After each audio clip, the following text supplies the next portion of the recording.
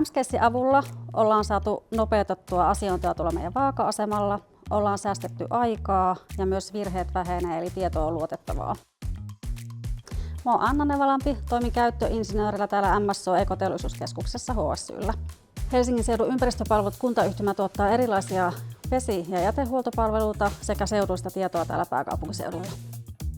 Tamtronin kanssa ollaan tosiaan tämä MSCASE-punnituspalvelu meille lanseerattu tänne ja sitä ennenkin oltiin Tamtronin kanssa tehty yli 20 vuotta yhteistyötä, että vanha vaakajärjestelmä on heidän toimittamansa. Ollaan saatu tosi paljon kehitettyä tätä meidän toimintaa MSCASEin avulla. Eli meillä oli aikaisemmin 2 eri toimipistettä käytössä, 2 eri vaakajärjestelmää siellä ja sitten on ollut näitä pyöräkuormaajia, joissa on ollut erilaisia punnitusjärjestelmiä käytössä.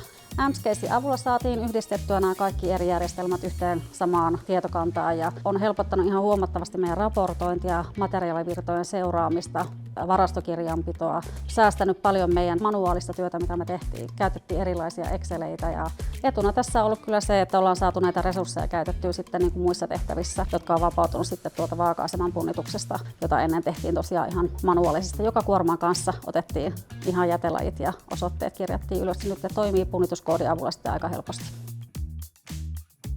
Asiakkaiden raportointi on helpottunut huomattavasti. Nyt he pystyvät MSCASEiin kirjautumalla seuraamaan reaaliajassa omia kuormia. Sähköinen siirtoasiakirja ja täältä suoraan integraatio YM:n siirtorekisteri on kyllä ollut iso uudistus myös meillekin.